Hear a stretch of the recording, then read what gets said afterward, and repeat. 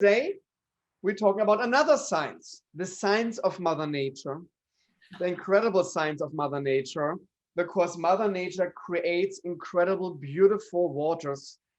And for me and for Michael as water sommeliers, we are so interested to discover the taste of nature. That is the whole reason why we're doing this. We want to showcase and shine Mother Nature. I just did a post about that the real superstar is actually Mother Nature, and we are just the people who are trying to bring it to shine. That's the job of a water sommelier. We are not there to like tell you all the incredible stories and then thinking this is something like, or the marketing department of a PR company wants to tell you a crazy story about a water brand because this is good for this or this is good for that. No, we're here to take Mother Nature and to showcase this to people who want to drink good, great, amazing water.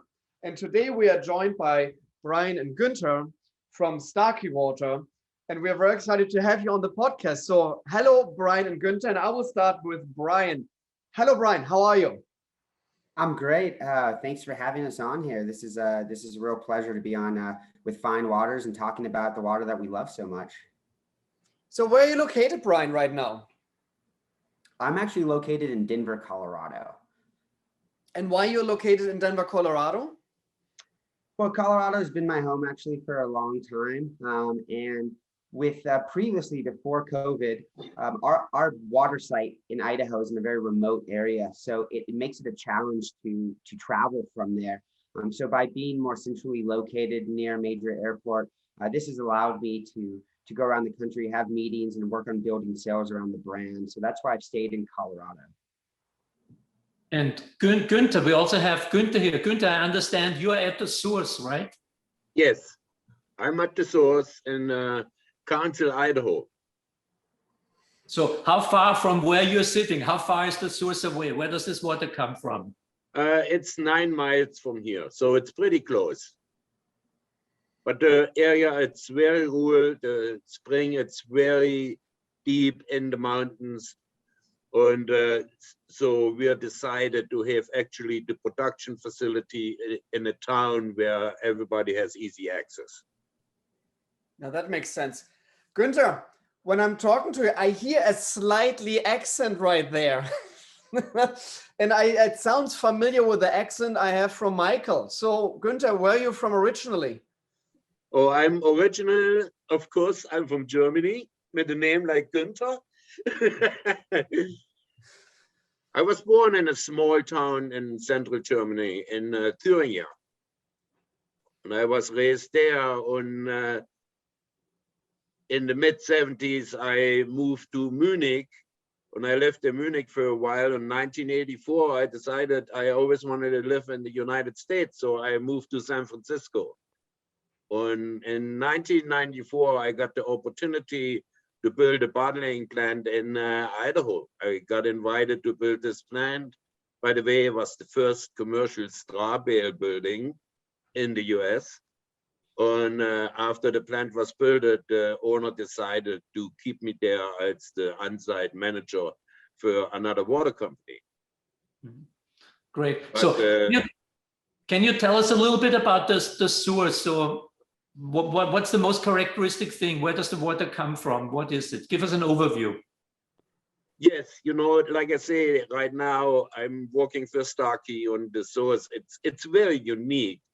You guys know geothermal waters, they could be a little tricky. You know, there is stuff going on down there. You have to understand this water boils for thousands and thousands of years and very deep down there. And then it rises up and it emerges here. So this water, it's a geothermal water. It comes up here at the source at 133 degrees Fahrenheit. And it is also a very deep source. You know, the source is approximately 2 miles deep. And the good thing with geothermal sources is that there's no interferences with any surface water since the water comes up under pressure and don't allows any kind of surface water to getting into. Interesting. And when was the water discovered? That's an interesting question. So like I say, I stopped working for this other company and I got approached from by the president of Aleco Coffee to find another spring, which one we could use for bottling. So we did some investigation. I find a couple good ones in Colorado and I find a couple good ones out in California.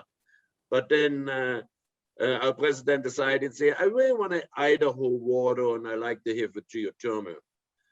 So in 2011, I came up here to Starkey. There was a resort for sale with a hot spring, which one was established here in, I think it was 1898 by a guy. His name was Dr. Starkey. He wanted to develop a healing bath up here. So we discovered that this spring was on the market and approached the owner to purchase the spring. It took a couple years, and of course, like you guys know, there was some extensive investigation before we went ahead of it. There's a big fault line going here. It's called the Visa River Valley, and there's a lot of hot springs there. So we tested a bunch of them, and you know, there was not feasible to using for bottling. They had some stuff in there, like you know, typical for hot springs, fluoride, arsenic. So as we started to do the preliminary investigation with Starkey, of course, we did some tests first, anions, cations, to understand what is in there, or if there are bad things. And we couldn't find anything. Everything looked very well. So we did a complete analysis of the water before we even started to go ahead. And you probably be familiar with the FDA requirements for bottled water. So we had it tested for physicals, chemicals, on minerals, and it came up very positive. We said, this is a perfect source. You know, we don't need to do anything to it. We just take it out the ground and put it in the bottle. Very interesting. Our next step was, you know, we did a complete geohydrological assessment of the site, you know, to understand exactly where does this stuff come from, you know, how long is it there, and you know, and what is happening with it when it comes up out of step. And it was a very positive report. And out of this, the president decided, I'm going to buy the source and we're going to start ahead and, you know, build a bottling plant and capture this source for us. Fascinating. So I like the fact that it's geothermal, and we have a lot of waters around the world that are geothermal. But what I noticed, you have a very low TDS of only 240, if I'm correct. And for the water being that long in a geothermal, very warm environment, it's amazing that it doesn't absorb more minerals. So it must be very hard rock formation. This is my first question. And the second question is associated with this. Many times we have geothermal water. We also have natural carbonation. Does the water have any kind of carbonation when it emerges at the source? Actually, it does not. There's no carbonation on it. You know, this is a very interesting question, but as you know, if you have a source, which one it's in dolomite or it's in sandstone, and the water picks up a lot of minerals and a lot of stuff what is in there. But you know, we are emerging out of a very deep basalt bed. You know, it's very huge. It's called the Columbia Basalt Basin, and basalt and as comparison granite, they don't like to give up their minerals. So that's why the TDS is pretty low. I think the information is not very right about the TDS because basically over all these years of testing, the TDS is around 340. Do you see there's a difference in the TDS level sometimes? It fluctuates a little bit because it's a product of nature? Actually, I don't see any fluctuations in the anions and cations of this water. It's very stable. It's always the same. And quick question. So is it a spring, or would you consider it as artesian water? As you know, it is definitely a free-flowing spring. And most artesian waters, which one get captures, actually people drill a hole and then under pressure, the water rises up there. So It's typical, you can say it's 100% spring. And, you know, a lot of times if you have springs, people also drill holes because they want to avoid to get any kind of surface water or any intrusion. But, you know, our spring, since it's hot and comes up under this pressure, we didn't need to drill or anything. We just captured right there at the spring basin, which one was actually designed by a German doctor, Dr. Kreuter, which originally, you guys maybe remember, worked for the Fresenius Institute in Germany, and later on worked for SGS. And as the time as we developed this, he worked for NSF International. When I invited him, and he, in the beginning, took the first steps with me to design how we're gonna capture the spring. And it's pretty much a European style of spring development, where you say how important it is to protect your spring, that you don't get anything else in there. I think what's very important these days for the consumer and even for me as a water sommelier is the water sustainable sourced.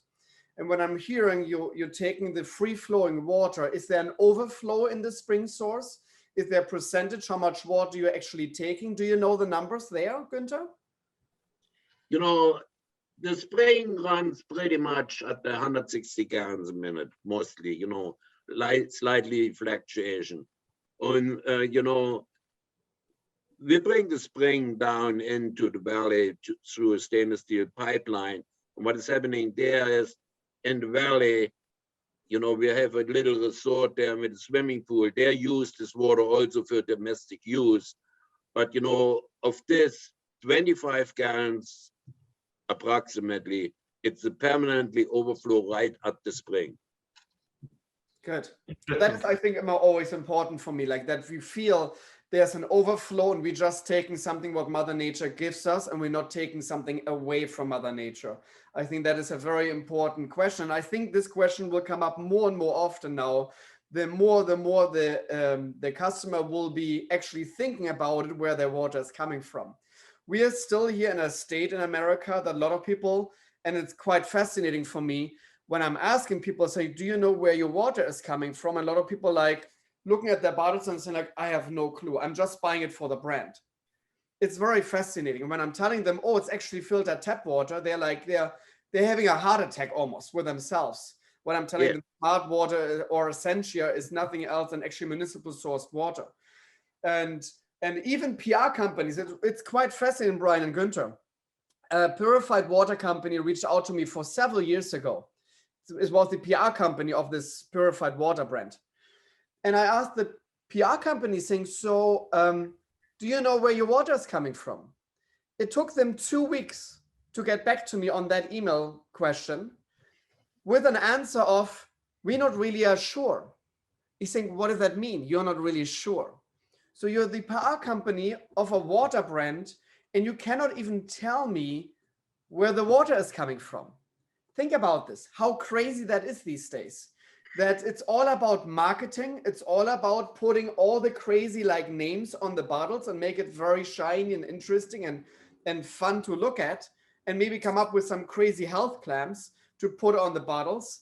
But they don't even know what's in the water, what's with the water, what actually is the taste of the water. And we're talking about PR companies for water brands. That's insane for me. And then I actually reached out back to them in an email saying, it feels like you are a packaging company and not a water company, because the only thing you're trying to sell is a package to me, but not a water. Obviously, I never heard back from them. And I don't want to hear back from them because I'm not interested in purified water brands. I don't care how much money they want to give me. I'm like, no, I'm not testing it. I'm not drinking it. I don't want to deal with these people. It's very fascinating how this bottled water industry became as well a synopsis of like scamming people, in my opinion. But you guys are the real deal. That's the reason we're talking to you, because your water comes from Mother Nature, what we really appreciate. So Brian, tell me a little bit your story. We know a little bit about Guenter and about the spring source now. So Brian, it would interest me, what is your position at Starkey and why you're there? Why are you passionate about it? Great question. I am the national sales manager at Starkey. we are a small operation. So we wear a lot of hats. Even though Guenter and I have specific roles, we overlap a lot in decision making due to the fact that we're a small scale spring water company. The main reason I actually got involved with Starkey was about 4 years ago now. I got the chance to visit the property and where the old historic hot springs pool is and cabins. And I fell in love with the property and the story. And then I got to learn more and more about the water, and I got really intrigued by it. And I just thought, I really want to be involved with this product. So about a year later, I had the opportunity just to move over and start working with Starkey. And one of my main goals was growing sales, but also seeing how logistically, as you know, logistics behind water can be very challenging. And some of the other operational pieces can be really challenging. So I started helping to try to improve not only sales, but some of our ways of distribution around the brand. And in doing so, I've gotten to learn just so much from Guenter, for example, about the unique properties of our water. And I love telling the story to our consumers about that. Very interesting. A real story. Michael. Sorry, I was saying, I really enjoy the brand of Starkey. I think you have done a great job. You know, the design, the branding, it really connects emotional. But what's for me is the shining thing in your armor is the fact that you have a very high pH. You have 9.2, if I'm correct. But you're not making a big deal out of it. You're not telling people that it will live forever and that's going to cure every disease. So I really love the fact that you put out there the high pH, but you don't use the marketing gimmicks. You know, Martin talked before about the marketing companies. They have a processed water, they increase the pH to 8 or 9, and they tell you you will live forever if you drink the water. So I think it's really, really nice that you have focused on the natural quality of the water, but don't make any additional claims, because honestly, you don't have to make any additional claims that are not justified, because you have everything in the natural product. And Martin and I, we really love high TDS water, but mainly for the taste purposes, right, Martin? Yes, correct. And I just was talking to several other people about pH and because this comes up the first question, whether as a water sommelier I'm mostly getting is, so Martin, what do you think about high pH water? Or what do you think about alkaline water? And I think there's a misconception in the American market what actually alkaline and pH water is. pH and alkaline obviously comes together. The higher the pH, the more alkaline will be a water, but that does not mean you kind of balance something out in your body. And I think that is the biggest misconception. A high pH water, alkaline water, means there are minerals dissolved, and the minerals will help you actually to be in your body and keep your body in the different pH levels where your body needs to be. And there is not just one great pH level. I think this is obviously this misconception what a lot of people think, I need to drink high pH water to balance out my whatever. And that is completely nonsense, obviously, because we all know our stomach fluid is extremely acidic, needs to be acidic because we want to break down the nutritions. Imagine we could balance that out. We're going to die because we cannot break down food anymore. The same with your blood. Michael knows it as well. 7.35 to 7.45 pH needs to be your blood. When this goes slightly up and down, you're done. It's over for you on this planet. So it's completely nonsense when people say, I'm drinking high pH water to balance something out of my body. No, we're drinking water to hydrate. We need the liquid to transport all the nutrients to our cells and get waste out of our cells. But it really doesn't matter how pH and high pH the water is. And I think that is a very important thing that everybody on the consumer side at one point will understand. There's some crazy, crazy stuff out there, and don't believe everything what a water company might be telling you, especially when the water company says on the label purified water, because again, there's not really a story what they can tell you. Nobody likes a story of, oh, my water is sourced in the Montebello Industrial Park. That doesn't sound really sexy. But obviously when you're telling me, oh my God, my source is 9 miles up in Idaho in a very remote area where nature is still intact, yeah, that's something I like to hear. That is the big difference between a real water brand, what you guys are, And then in my opinion, yeah, unreal or fake water, what a lot of other people are trying to sell and marketing. We maybe you saw it as well, real water from Las Vegas. It's a big topic right now in America. Real water in Las Vegas. I called them out for 3 or 4 years ago already. Because when you're calling yourself real water, and your water is nothing else than Las Vegas highly processed tap water, there's nothing real about that. So they had the FDA and they had to pull all their product now from the shelves because it's been linked to kidney problems in some children now when you're drinking that water. So that water is currently not on the shelves in America.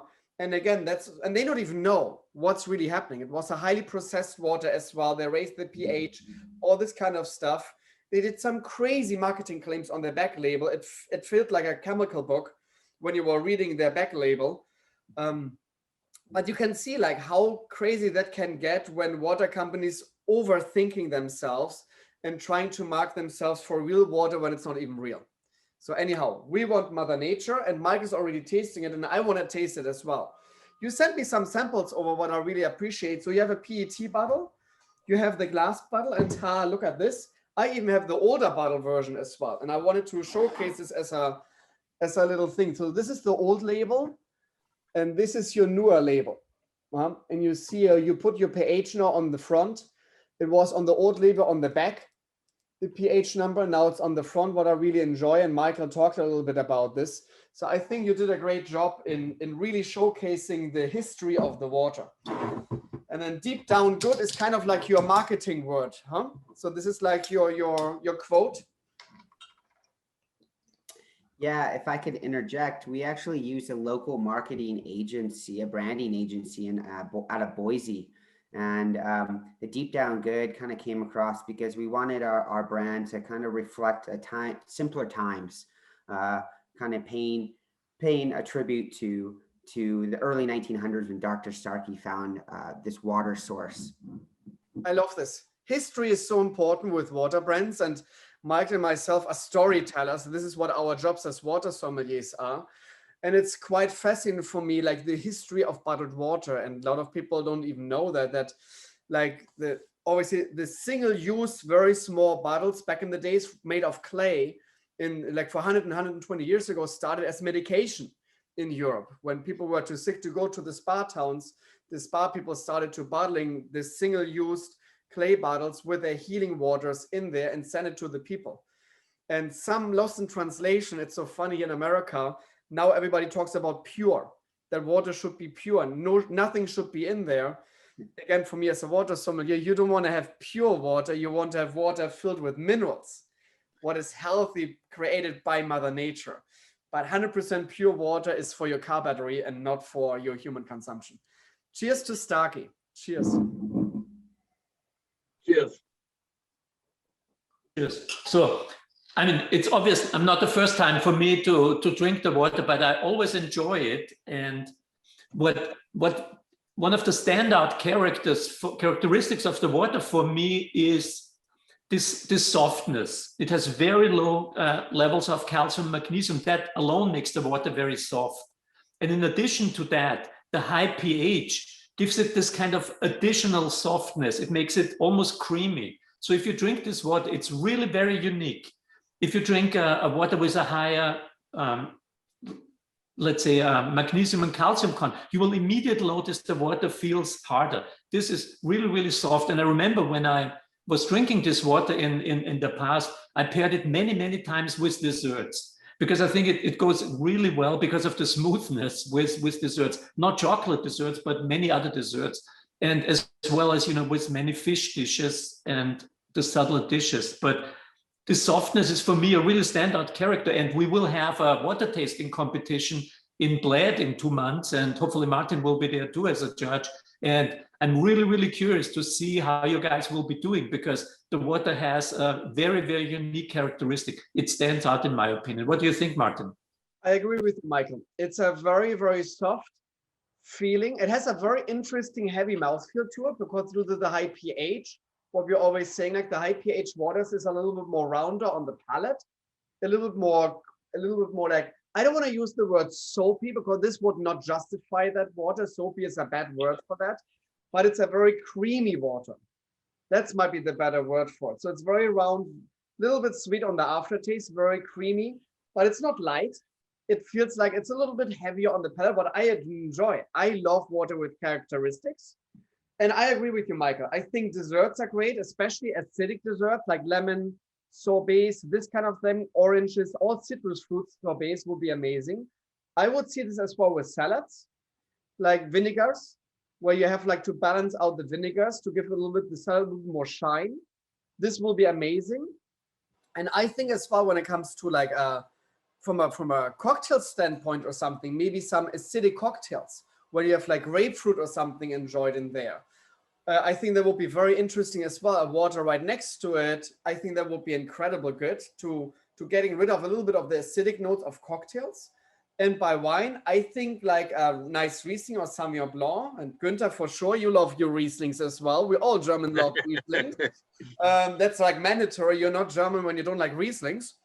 I think the acidic notes of Rieslings, and we're not talking about the sweet Rieslings, guys. That's a big difference here. And I know a lot of Americans will say, Martin, Riesling acidic? No, that's sweet. He's saying, no. 80% of our Rieslings in Germany are actually very dry Rieslings. And they're a little bit on the acidic side because it's we're calling it a very like green grape, like the Sauvignon Blanc is a very acidic grape. And when you have a very bone dry Riesling and then Starkey water, I think more aroma will come actually from a Riesling because we will lower the acidic level and a little bit more aroma and taste will come actually from the Riesling grape. So I think that would be very interesting. Guenter, did you have Rieslings and Starkey water? Yeah, I did before, and I think, yeah, it tastes very, very well. You be right at the point there. Yeah, the other thing I'm thinking, this is really good, and I remember trying it out, is it goes in the direction Martin was saying with the acidity, is of course spicy food, because it gives a little bit of a softness. Think of it, sometimes if you eat really spicy food in Indian cuisine, you eat a little bit of yogurt to really damper down on the spices. And I think this creaminess of the yogurt, this little bit of comfort level, something similar works here with Starkey as well. So I've tried this with some Mexican food, with some spicy Mexican food. And I think it's really, really nice, especially if the spiciness is not a single spiciness from one Serrano chili. You know, I hate that. If it's a really sharp single note spiciness, but if you have a little bit of this broader spiciness, these earthy tones, I think this is absolutely fantastic with it because it gives a little bit of counterbalance. So that would also be a recommendation for the pairing. Absolutely. You see, Michael, like you talked and I poured myself more and more water. I almost finished half of the bottle already. So I don't know. I don't have a hangover or something. A lot of people think like, what's wrong with Martin? Why is he drinking so much water?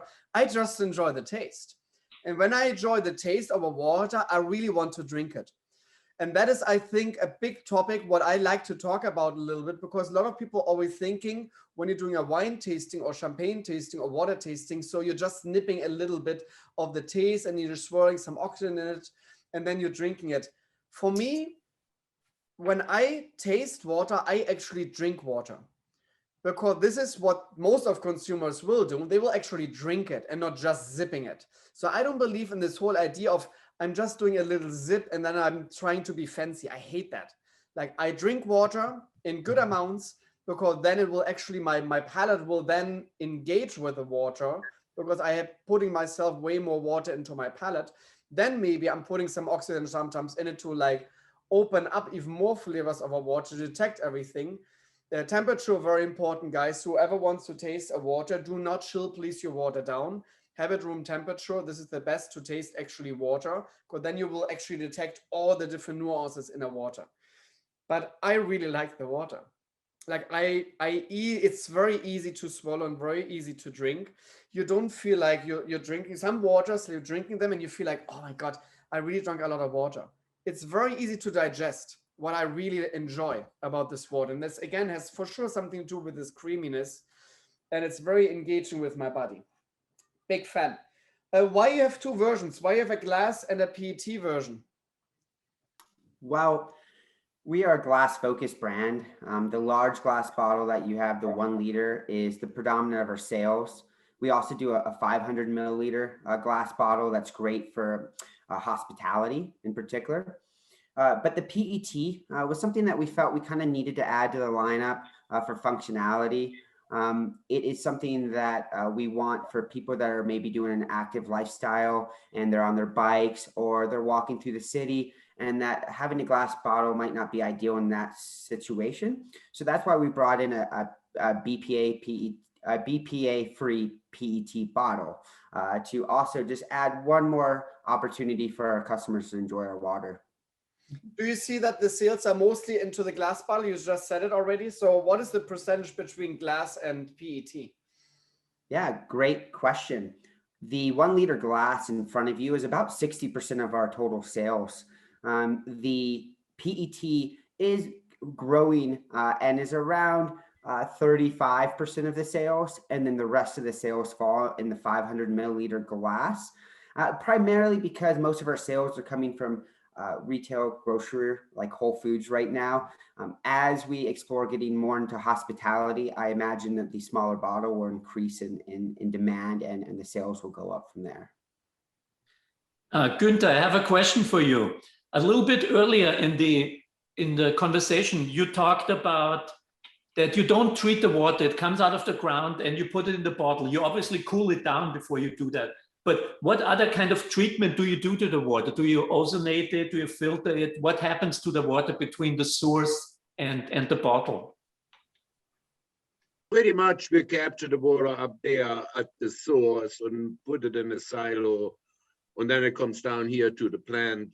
And as you know, we do have a treatment because to transport the water in a tanker, there is certain kind of risk involved.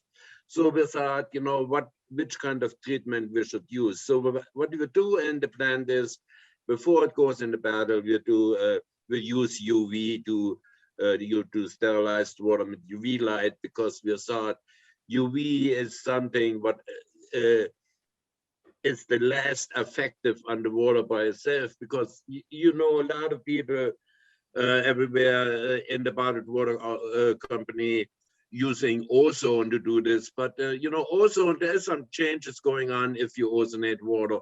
So we thought we don't want to put anything in there, so we'll expose it to UV light to make it microbiological safe. Okay, fantastic. One quick follow-up. You said the water is 11,000 years old, so you have carbon dated the water, and you know this from carbon dating, or is it a geological estimate? No, actually, you know, we did all the carbon dating when we did this hydrogeological assessment. And in addition, what we did, I don't know if you ever heard about it, we did a noble gas investigation where the hydrologist says this water is for a long time on there, because, you know, the methane levels on the things, it gets kind of complicated, the noble gas investigation, but you know, he says, with the carbon dating, what we estimate is this water, it's at least 11,000 years, and it could be even older. And I think it's important for our listeners and viewers, when we're talking about age, we mean it's the last time it was rainwater pretty much and dropped down on the grounds.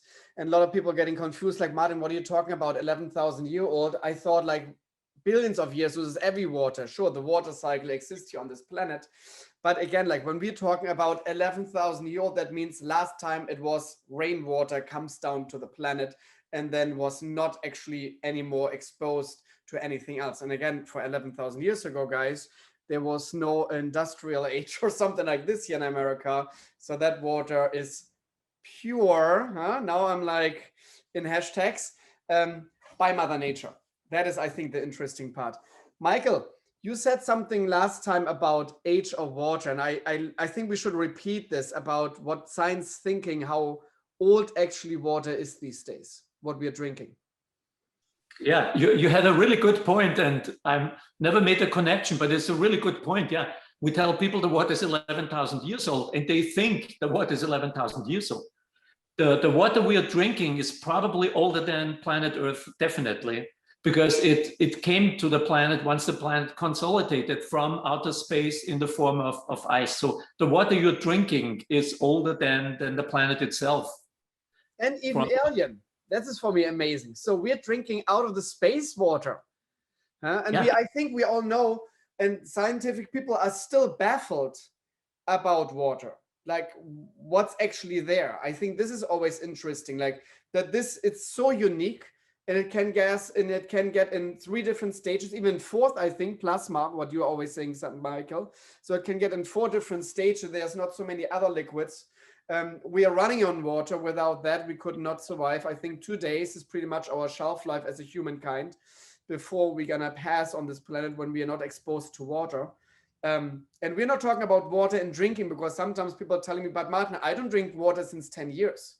You think, bad for you, let's say it like that.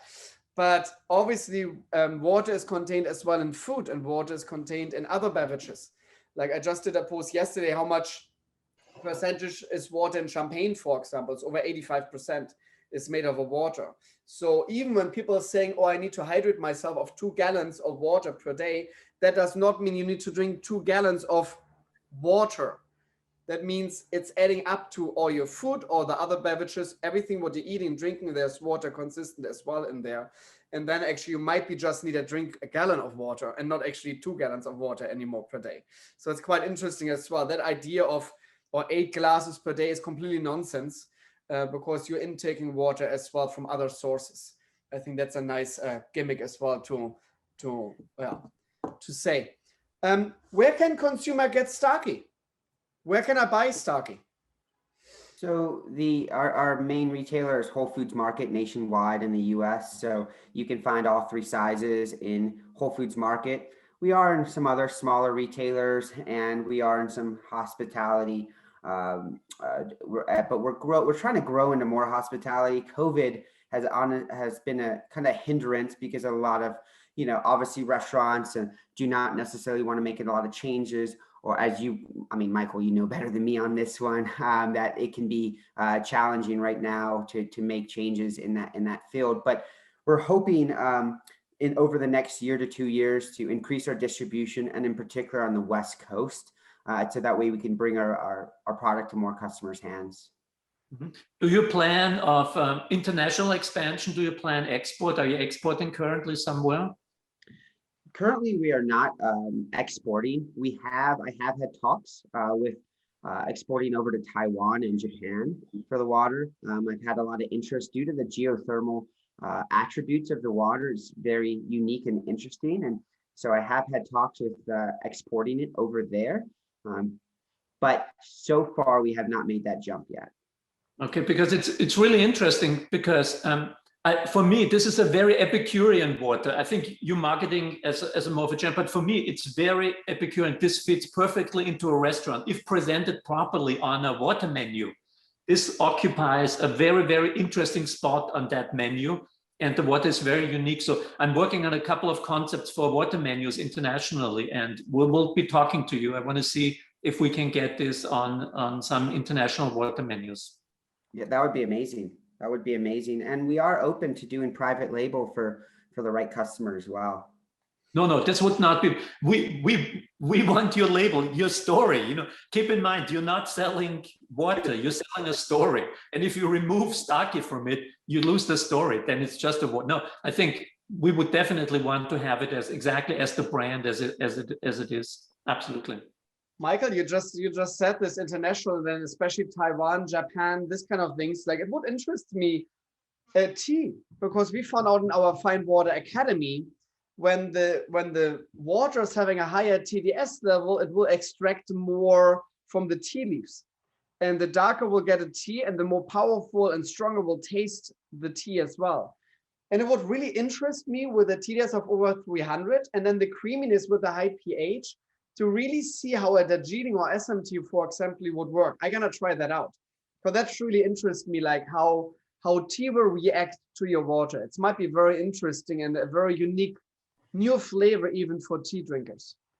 Especially, yeah, it's a good point, especially for both tea and coffee, as we've seen how really variant the color of the tea and coffee is and the taste, but especially because, as you mentioned, the high TDS, the high pH factor, but the low TDS makes it very interesting, because we noticed with tea, the TDS goes up there, it really kind of overpowers the tea, but the lower TDS with the higher pH might be something very interesting for tea and coffee as well. Yeah, I think so too, because especially by black tea, when you have them brewed a little bit too long, you will all know it's getting very bitter, but then the bitterness will be maybe offset by the high pH. So it might be super interesting to see how Starkey will react to tea. You guys should check that out as well. Guenter and Brian, huh? Let's brew some teas. We want to see some reaction there. That would be very interesting. I would love to do that. I actually have a coffee background. That's where I came from before water. I started culinary, moved to coffee, and now into water. And the TDS for our bottle, our Starkey, is a little high actually for coffee. It mutes the coffee just slightly, but not in a bad way. It just kind of mellows out the acidity that catches you in the side of the mouth of the coffee. Fascinating. Very interesting. Anyhow, we're big fans of your product, obviously, of water. Water should not be a product, actually. It should be water. Huh? We're big fans of Starkey. I think that is the right term we should say here, because a product is something I can maybe like, I'm driving or something. No, this is something special. So this is great. So thanks again. Is there anything we missed to talk about? Is there anything what you think like, oh my God, yeah, this is where actually Starkey stands for? Martin, Michael, you didn't ask us for that. No, I would just say that I like the fact that you pointed out that we are not that there's a different education level behind water in the U.S. than Europe, and you're absolutely correct in that. And even though we did bring our pH to the front of our label, to what you pointed out, it is not our focus. Our focus is to present ourselves as a single source spring water to our customers, and focus on those attributes. And the pH is just an added benefit as far as educating the customer what's in the bottle, but it is not there to tell someone that it's going to cure them of an ailment. Good, because you're saying no, you're talking about a real story versus a marketing story from some water brands. That's a big difference here. Michael, anything else from your side? No, it's a great story. Imagine you tell people what you're drinking and you say, this is at least 11,000 years old. It comes from 2 miles deep. And when it emerges, it has 133 degrees Fahrenheit, and it's not changed from the source to the bottle. I mean, what not to like about it? And then people taste it, and it has this very soft feeling in the mouth. I think it's a very, very water with a lot of character. Clearly a winner.